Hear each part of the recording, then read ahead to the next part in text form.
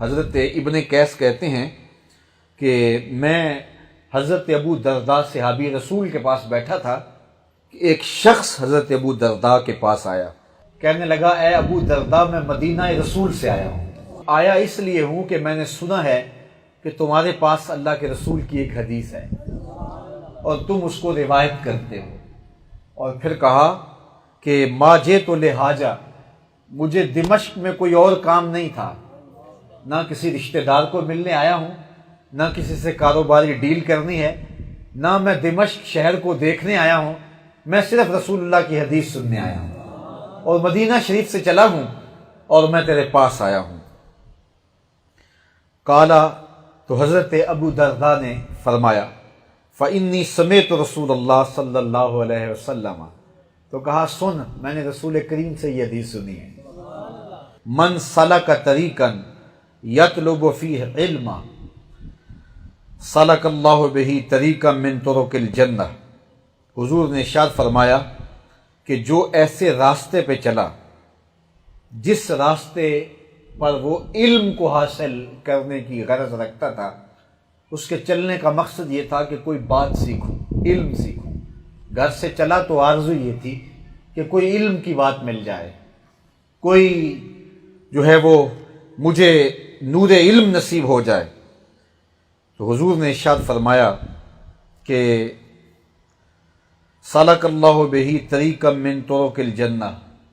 تو اللہ تعالیٰ جل شانہ اس کو جنت کے راستوں پر چلاتا ہے، اللہ نے اس کو جنت کے راستوں پر چلا دیا۔ تو گھر سے چل کے جب طلب علم کے لیے کوئی آتا ہے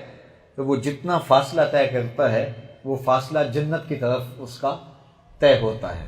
اور جنت کی طرف اس کے وہ قدم اٹھ رہے ہوتے ہیں۔ وَإِنَّ الْمَلَائِكَ لَتَضَعُ أَجْنِحَتَهَا رِضًا لِطَالِبِ الْعِلْمِ، اور بے شک اللہ کے فرشتے طالب علم کی رضا جوئی کے لیے اپنے پر اس طالب علم کے قدموں کے نیچے بچھا دیتے۔ یہ کتنا اعزاز ہے، کتنی تکریم ہے۔ آج جس کو بڑی تکریم دی جائے تو اس کے نیچے سرخ قالین بچھائے جاتے ہیں۔ یہ دنیا کا جو ہے وہ قاعدہ ہے کہ سرخ قالین جس کے قدموں تلے بچھائے جائیں تو یہ اس کی تکریم ہوتی ہے، اس کی عزت ہوتی ہے۔ تو کسی کے لیے سرخ قالین کتنے بچھائے جاتے ہیں؟ کوئی 1 ایکڑ تک پھیلا دیے جاتے ہوں گے، 1 کلومیٹر تک پھیلا دیے جاتے ہوں گے۔ اب وہ قالین کہاں کے بنے ہوں گے؟ مقامی فیکٹری کے بنے ہوں گے، وہ چلو لگا لیں کہ وہ ایرانی قالین ہوں گے۔ تو ایران سے منگوائے ہوئے قالین اگر کسی کے استقبال کے لیے 1 کلومیٹر تک بچھا دیے جائیں تو وہ تو پھولے نہیں سمائے گا کہ اتنا بڑا میرا استقبال کیا گیا ہے کہ 1 میل تک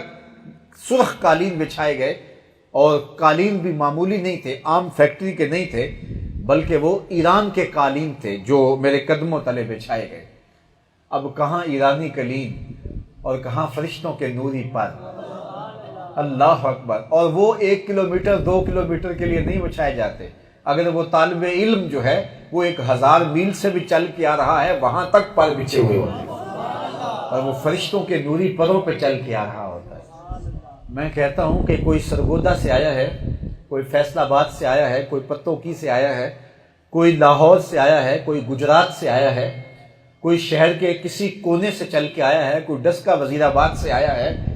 تو دیکھو کہ جامعۃ المصطفیٰ کے اطراف کے اندر جدھر رخ کرو فرشتوں کے نوری پاری بچھے ہوئے ہوں گے۔